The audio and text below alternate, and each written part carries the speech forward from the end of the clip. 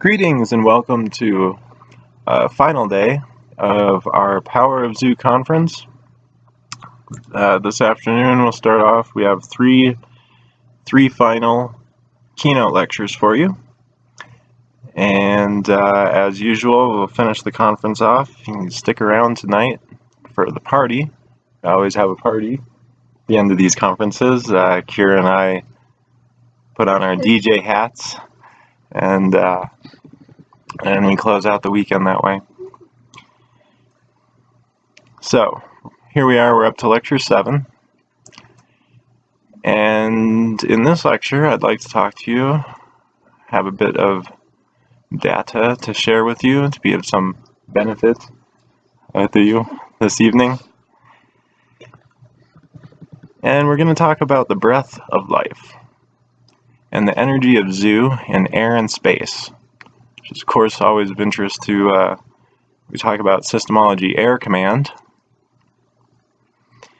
And for those of you that don't know, there's also, at grade 7, we have the Systemology space command. That's something to look forward to. But let's deal with where we're at here. So, we got, like I say, we're up to lecture 7 of 9. I assure you it has nothing to do with Jerry Ryan. Okay, nobody here knows anything about Star Trek.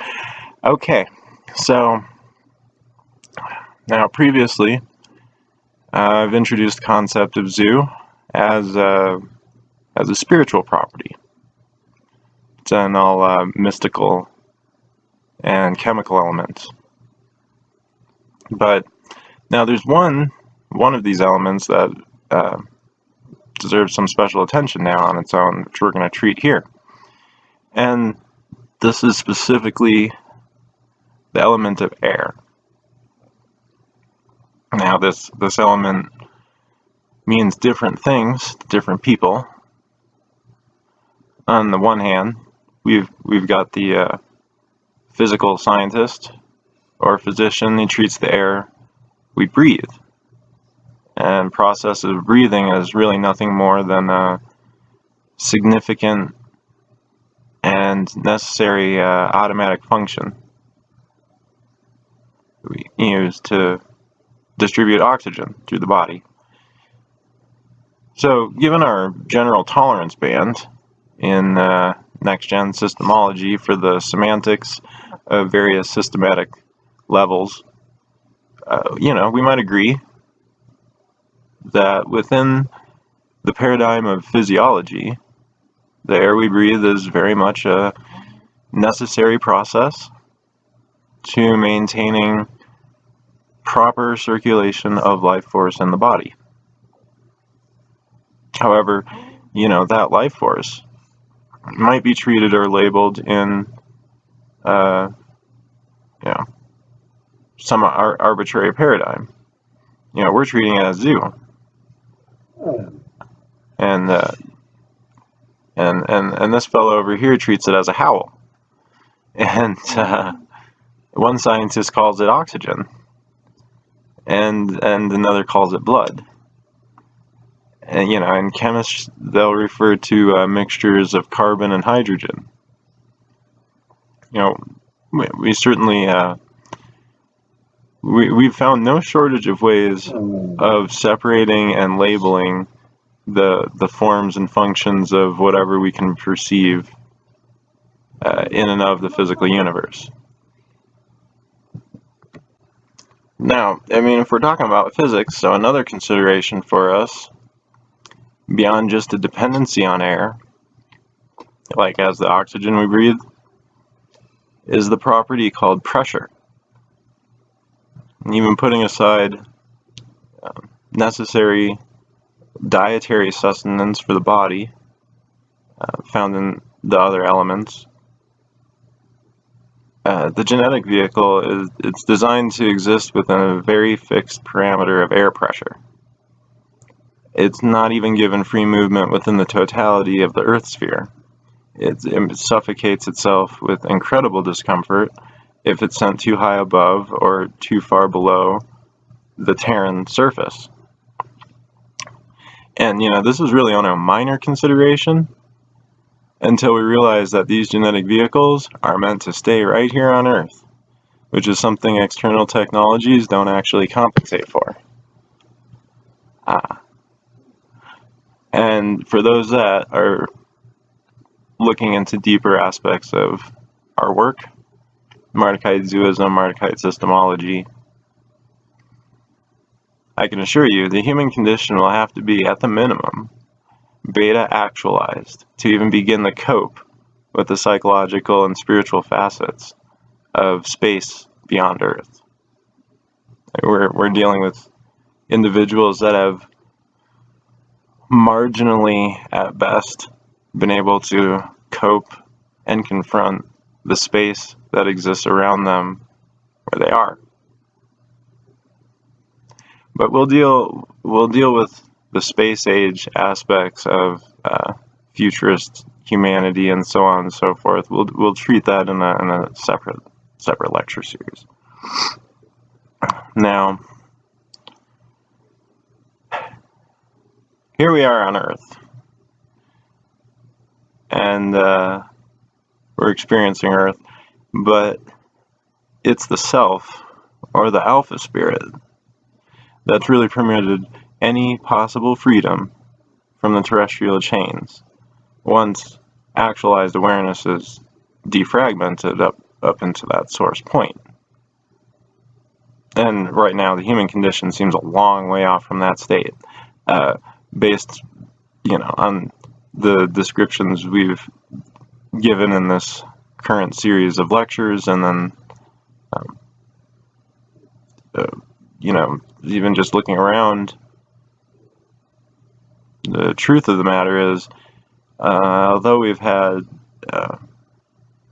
much ground to cover ahead,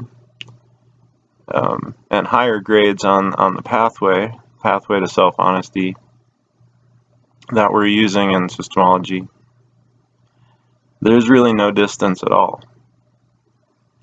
It does not need to be some long, arduous journey to accomplish, so long as, of course, we proceed with determination and certainty until we've returned to a state which is the full determination and certainty of self, and given the power and control of that determination and certainty to self in order to be. Now, once we've cleared the way to these states, it should become successfully, and each time we should be more successful to achieve these and maintain them.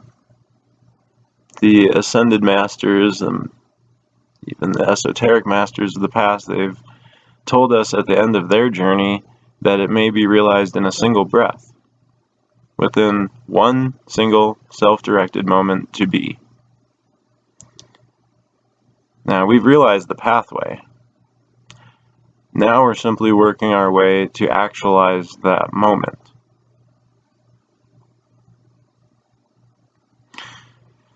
But getting back to air, so the composition of air on Earth, and then what the chemist will describe in terms of carbon and hydrogen, oxygen, so forth, it makes it a premium receptor for zoo energy. The qualities of air and zoo share more affinity in the physical universe than any other element. Even when we look at the other elements, particularly, yesterday we discussed about the foods, the zoo and food, the energy that we take in to circulate in the genetic vehicle. In one sense, the zoo within the air is actually imbued into the earthen foods that we consume. And chemically, oxygen and hydrogen, the composition of air, is also easily associated chemically with water. And even the combustion and transformation processes of fire requires the air, which is to say the space, in order to conduct its processes. So in relation specifically to organic processes of the genetic vehicle, the proper circulation or oxygenation of the body actually corresponds at that level of semantics with positive circulation of zoo energy. You know, I'm not going to put forth speculation about how one affects the other, because at this level of semantics, the paradigm or our literal understanding, an individual is usually inclined to refer to the source as simply one finite point or another. So we won't get into those semantics. There's simply a relationship that we can easily observe. So the chemist or the nutritionist, they're going to use their own vocabulary, describing various types and degrees of elements and minerals in food and water and air. And the physicist, he's going to speak in terms of particles and the transformation of energies and so on.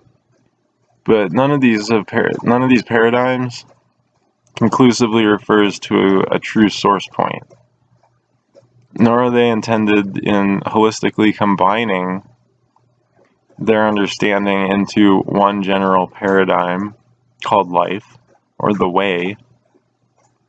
You know, each stretches in their own direction, so it seems as though each paradigm is essentially describing a completely different universe. Now, a next-gen systemologist or MARDUKITE systemologist is educated to investigate this thing called cosmic ordering, which is back of all existences holistically. And this is what causes us to treat the fundamental philosophies of this pursuit of ours as a science, a new next-gen science, whereby we may establish an understanding that is not dependent on any citation of investigations from our predecessors. There are others that are a little less interested in the theoretical philosophy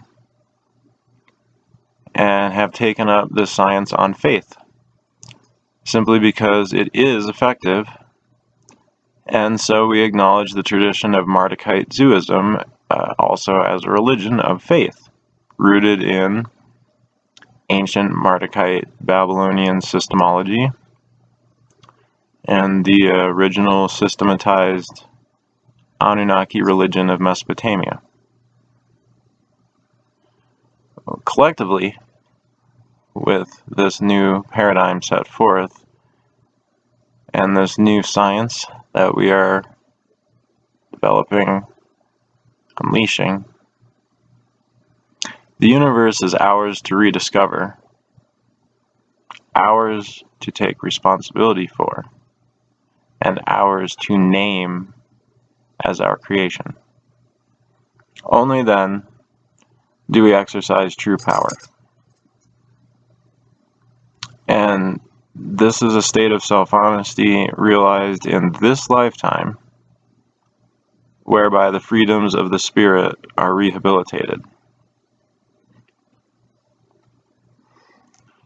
Now, as we develop more and more responsibility and certainty for our self-direction, the ability automatically follows. You see, this ability has never diminished. It has never dimmed. It's really,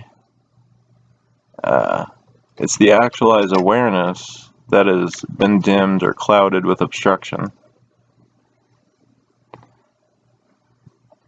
A parallel may easily be drawn concerning absorption of zoo and oxygen in the genetic vehicle,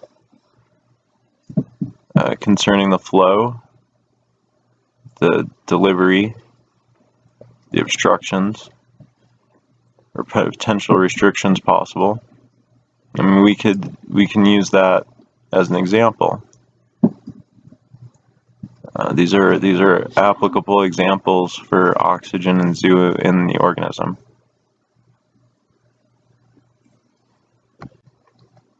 And talking about air and breathing in esoteric and metaphysic discussions is really not a neat thing. I realize some of you are just kind of like, what the hell? But that's the important part to understand here, is that we're going back and covering some preliminaries that tend to be overlooked in traditional New Age metaphysics. But it's usually always treated in a preliminary, whether it's meditation exercises, creative visualization, some other method of mysticism, spirituality. We always find the subject of breathing treated among the preliminaries. This is because people breathe every day, you know, it's too common an assumption that is so simple that it's overlooked. Person says, we breathe, I breathe, we all breathe, we're always breathing.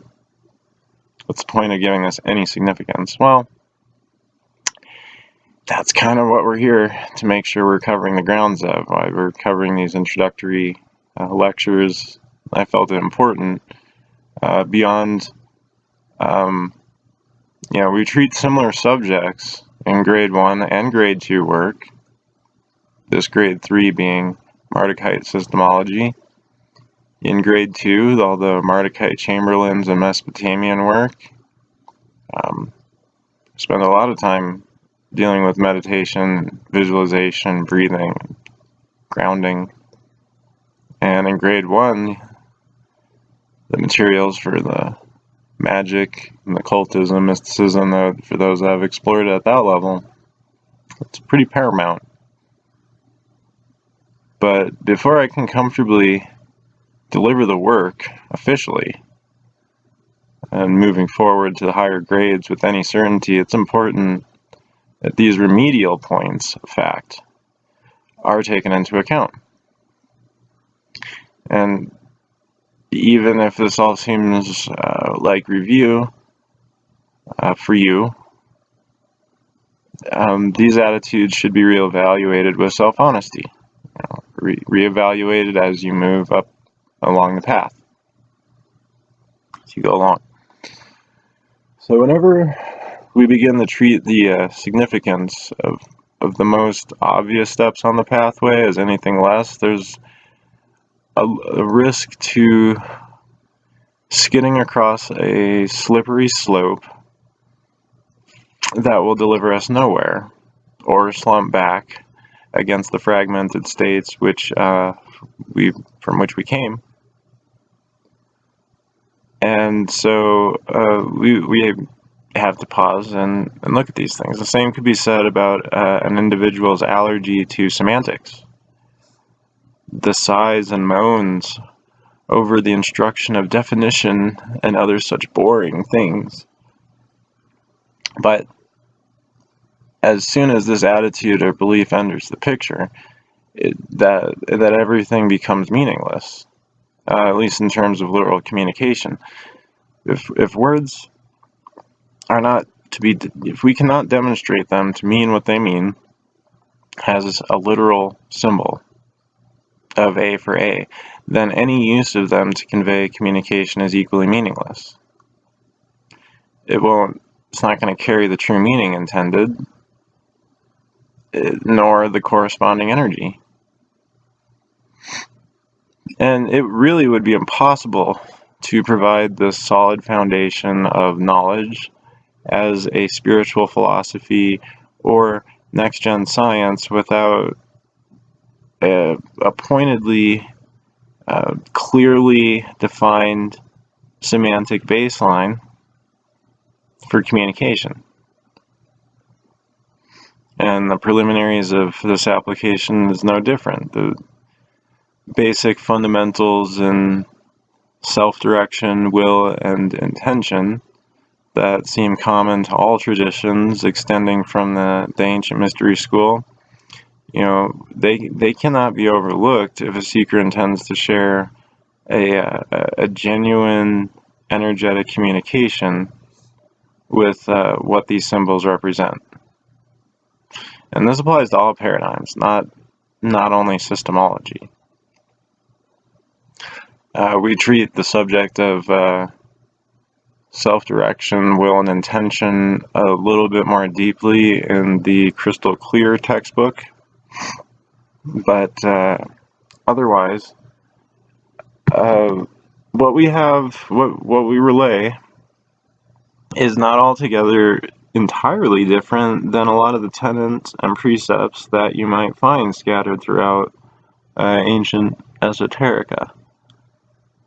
What we are looking for is to gain new realizations for people that are actually of benefit, that actually provide results. Because the way that it's been treated in the past, I can provide you a book of axioms. I can give you a very short discourse, and I don't know, call it the best way or something of that nature, and I could very easily itemize and list the realizations and discoveries and cognitions that have been developed over the course of the last 5, 10, 25 years of my work in this field, and tell you straightforward, this is the key out. The issue with that is a lot of these concepts have become already so cliche that they have been overlooked for their value and merit. And so to do what I just proposed would, in essence, render the information useless. And here we find a very, not so much a discrepancy, but a true division between exoteric knowledge, the type of knowledge that you can get just even from the books that we do have available, that any person can get, any person can buy our books and read the information. But that does not guarantee an esoteric understanding of what these symbols and words and so forth and what we are implying. That's not necessarily a communication. And I bring up communication at this juncture. We're going to have in our grade 4 professional piloting course, we're going to be dealing with communication at a much deeper level.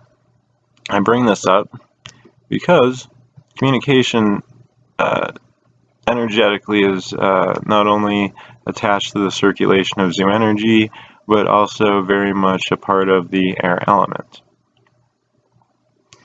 For example, let us say, for the sake of physical continuity, that oxygen of such and forth a type, its composition is such that it carries or transmits zoo throughout the genetic body, genetic vehicle. So when we speak of energy circulation, messenger carriers, wave actions, motions, we're speaking of communication in general. We are necessarily, by definition, calling up what the old mystic described as the functions of the air element.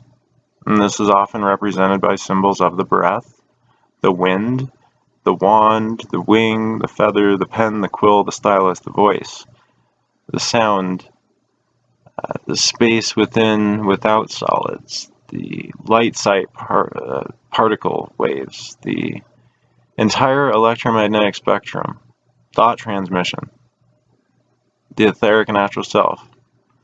I mean, we are running very close to actually defining zoo and awareness when we touch on the air element. And since we can draw parallels between zoo and all elements and life forms, perhaps it would be most correct to state that our interest in systemology and the manner by which we may understand and control the power of zoo are simply best reflected by the air element.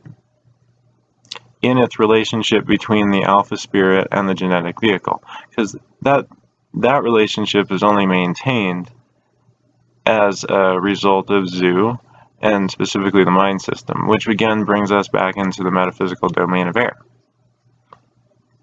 The mind system and the breath are directly linked, and we've already demonstrated in our textbooks for this grade, Tablets of Destiny and Crystal Clear, the exact manner in which this mind system interacts between the alpha spirit, I am self, and the function, the sensory experience and memory of the genetic vehicle.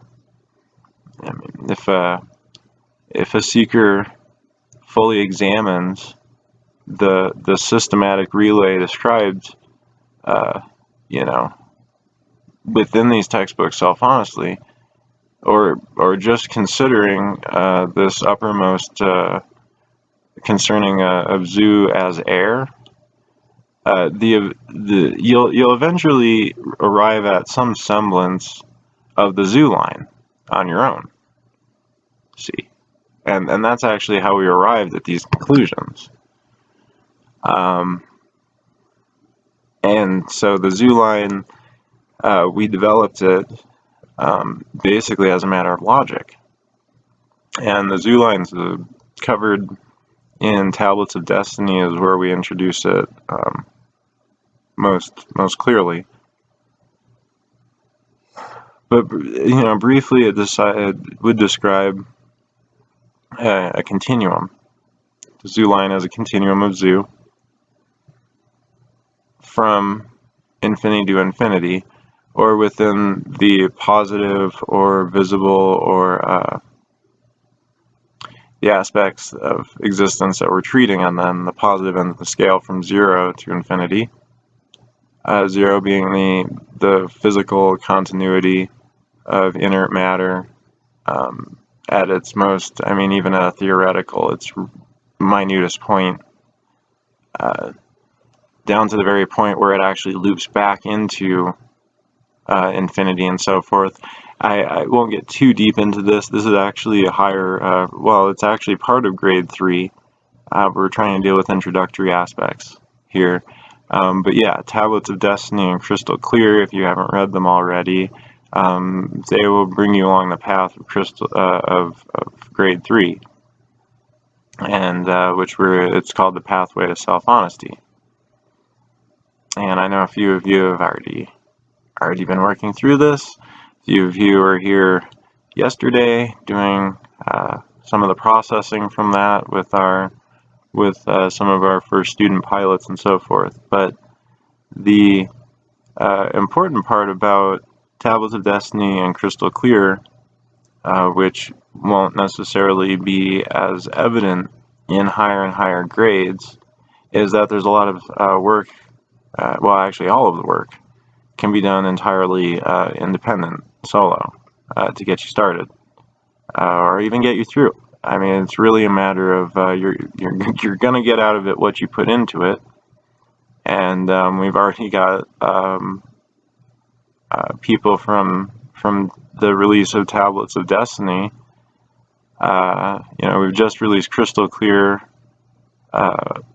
recently, and a few months ago we put out Tablets of Destiny and have had amazing reports from people, many of our own members even, that have been with us for many years, that have been waiting for the clarifications of Mardukite Systemology to deliver them to the next steps, and we're seeing significant gains.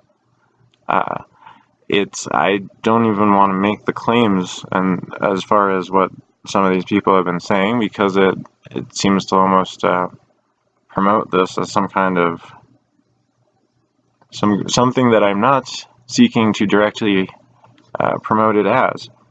But it seems that people are certainly getting significant benefit from this work. So the zoo line, just to give you the nuts and bolts of it, it runs across our standard model. and therein became a part of our standard model. Our standard model actually first emerged almost a decade ago, and without a better understanding of the zoo line and zoo, which, as explained in this series of lectures and Tablets of Destiny, we were actually at a bit of a standstill on how to actually relay this information further in a very systematic way, which certainly nobody can dispute that we have not done with Tablets of Destiny and Crystal Clear. But the first phase is the alpha phase, and it would be specific to the spiritual universe. And however an alpha spirit is connected to infinity, we at least discover at 7, if we can treat infinity as 8. So you can see here on our chart that at 7 we have the alpha spirit, the I am, differentiated from infinity. And then the zoo energy communicates from that point here down to 6 as alpha thought, and then down here to 5 as will and intention. And that pretty much completes the alpha phase. That's what's taking place in the spiritual universe, independent of the physical universe. So that's why we call it alpha. Now then, there's also a messenger action, or what we used to call perturbation, as to be perturbed, but in old school systemology of ours, but it's the threshold between the spiritual and the physical universe. So we have an alpha phase, which is basically the spirit putting forth will and intention just as a direct communication of energies. And then this messenger action between universes, essentially, where will and intention from the spiritual existence is transmitted to the genetic vehicle as the mind system. And then the mind system would be the highest most point of the second phase, or the physical universe, so the beta phase. The mind system is what connects, of course, then to a specific genetic vehicle of the physical universe. Up until this point, we basically are under the assumption that the alpha spirit and its thought and its will and intention exists completely independent of any particular physical existence. However, the communication between the two is also a communication of zoo energy, and therefore along that line they're connected. And this is why we say, other than this zoo line energy, which seems to be entirely spiritual in origin, there is no other connectivity between the spiritual and physical universe. And then once it reaches down here at 4, the mind systems, the physical, we call this as you know, the MCC as it's marked here, the Master Control Center. And then we have beta thought. And beta thought ends up transmitting into effort and emotion, and then of course our physical result, and down here it zeroes out and works through. So it's interesting. I mean, we've systematized this pretty solid for our for systemology, as you should expect by the name. But it's interesting. It's an interesting observation to me that many individuals believe that, for example, this type of communication or even breathing and everything is regulated solely on automatic programming. That there's really no personal will involved. And chances are for some of these people that may very well be the case. I mean, if it's been if responsibility and control of it has been handed over to some sort of automaticity, then then obviously it is out of their control. And there's a program as part of the genetic vehicle. There's a program set forth, for example, by the nervous system to gauge rhythm of the body, the entire manner by which one is accustomed to breathing, and the pulse and heart rate reactions. All this conditioned either naturally by one or another facet of genetic coded memory, or by proper training and drilling and self-direction, which is of course the way that we're treating it. So an individual can really condition the body to change the manner in which it's regulating the circulation of oxygen in the system. And this is, when you look at the work we do, this is very interesting to a systemologist, because we're learning about proper systematic control of the body. And so if circulation of oxygen carrying zoo is critical to optimum operation of all functions of the genetic vehicle, and the circulation can be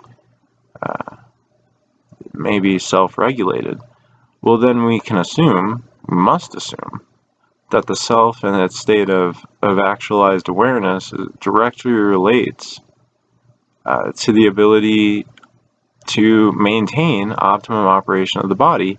And this can only be accomplished, when we look at the zoo line, the logics behind it, it's via the will intention of the alpha spirit. That's how this all works, and it's as simple as that.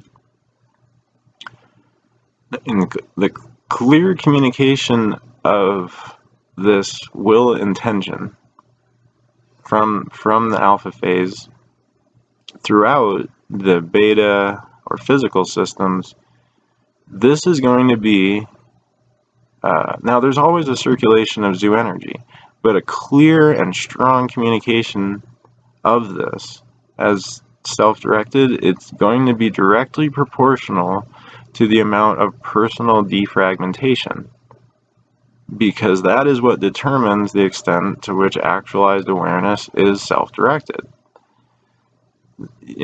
Therefore, like, if the whole zoo line, it's seen to function as a continuum under the direction of self, the more a seeker can take responsibility for the experiences and functions of the universe that they are duplicating a communication of, the greater control may be self-directed.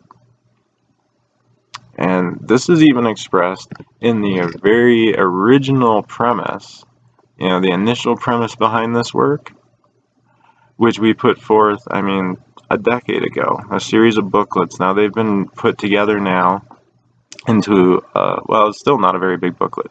These were handouts we were passing out originally to try and just increase general awareness. We didn't even have a lot of material at the time to support next-gen systemology. But now it's called Systemology, the original thesis, and it includes all the original discourses, way before we had any kind of standard model or zoo line. But the premise, the original premise that we went off of, and we have found significant success with in processing, and the ability to raise the ability is always there. The condition of freeing the ability of an individual relies on 3 words, and that's responsibility equals power. Now, it's not difficult then to consider that the flow of energy, like as an analogy to the flow of air, and then fragmentation as simply a restriction in the flow. It's not necessary even to devise an entire yogic tradition of practiced breathing and various animal mimicry positions. Assuming a seeker is simply able to self-direct their own optimum regimens. These other things exist because conditioning and repeated conditioning, multiple lifetimes of conditioning, well, they can take certain ritualized regimens for those that need that structure to simply free themselves from those conditionings by using other methods of conditioning that's self-directed. But That's not always necessary. We've been actually trying to find better and better ways of processing that simply replace years and years and years of practiced thoughts and creative visualizations. The type of cognitions that, as I said, we could prepare a booklet with, but it is most critical that a person is able to glean these for themselves, come to these realizations for themselves, in order for them to have any value, any actual use, to the same extent and the same extremity and severity that they have been conditioned and encoded and trained and programmed in the other direction.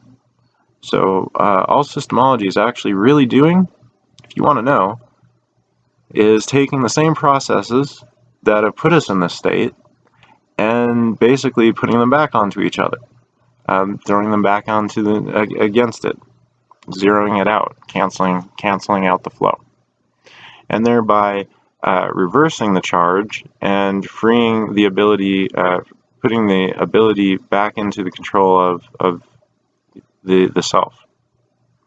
So there's the big deep-seated secret, and as you can see through the other work in grade 3, we've actually made milestones in this direction,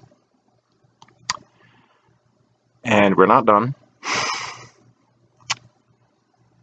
So it seemed that there have been times in the past when the human condition experienced an even greater amount of instruction and drilling in techniques than is applied today. The lifestyles of these ancient mystics and these people in society when gods were walking among men. We've since actually, though, moved beyond the paradigms we've been left with by our predecessors, immediate generations anyways, in the higher vistas. But that doesn't mean that we're going to simply disregard the former foundations of work that have led us to this point.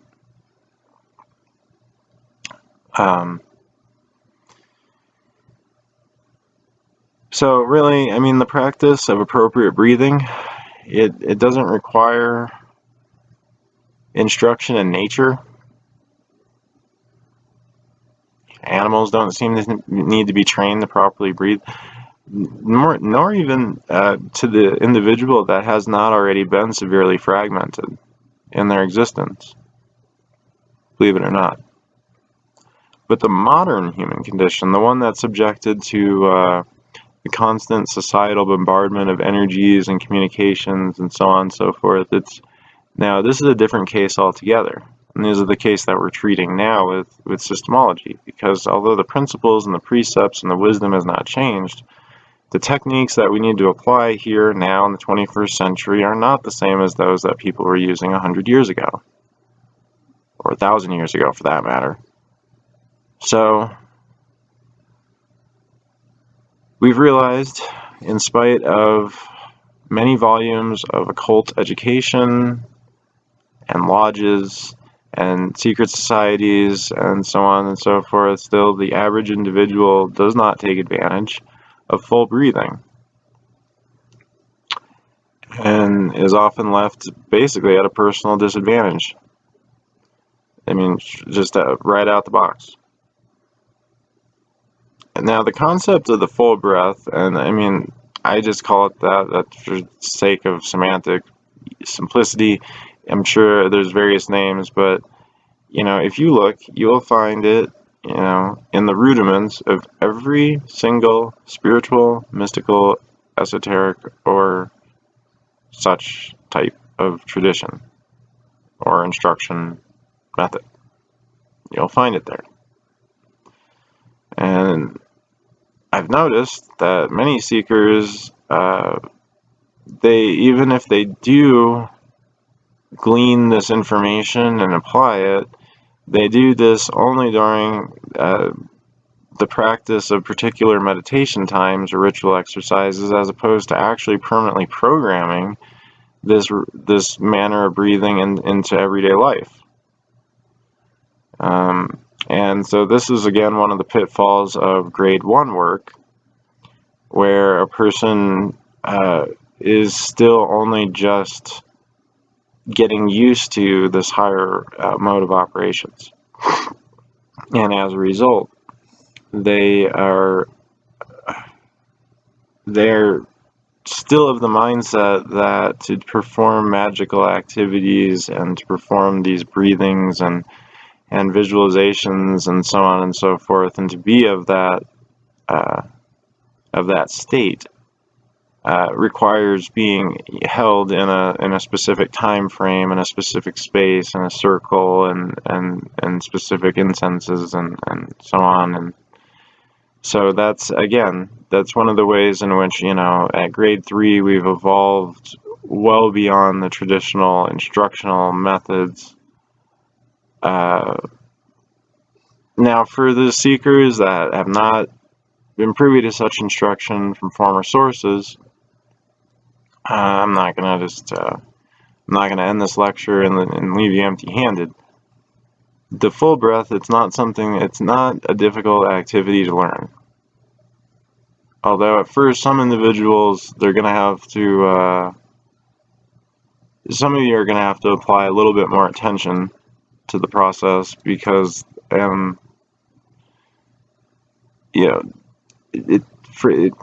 a certain point, the rhythms and the methods, they will become conditioned practice. But as you can see, if you spend some time monitoring your own breath, that it's often poorly regulated, and often actually even very reactionary, which is another reason we deal with the reactive control centers of the mind, and the maintaining our composures and so on and so forth, because we want to always be at cause when it comes to maintaining control over the genetic vehicle. But more to the point, because we want to get through our lectures before this evening, and get you through this material. I've made some notes, and I've made a handout of some simple steps, but this really isn't a very involved process. You can find variations throughout probably your library at home. So what does it say here? Okay, breathing methods. Let's see. Whether standing upright, seated, or laying flat and straight on a comfortable carpet or bedding, any position is acceptable so long as the extremities of the body are not constricted. Shoulders should be back and down, as should the diaphragm. And all breathing should also be conducted through the nose. And so you'll notice on here, it just states some things. If you're familiar with previous works of mine, there's creative forms of breath counting and rhythmic holds and so on. They're effective exercises in earning greater control over the pace of breath and its full delivery. You see this a lot in grade 1 work, counting to 4 and holding, doing so on and so forth. This is really meant only, a lot of people think this is like the way that the rhythm is supposed to be programmed. It's not.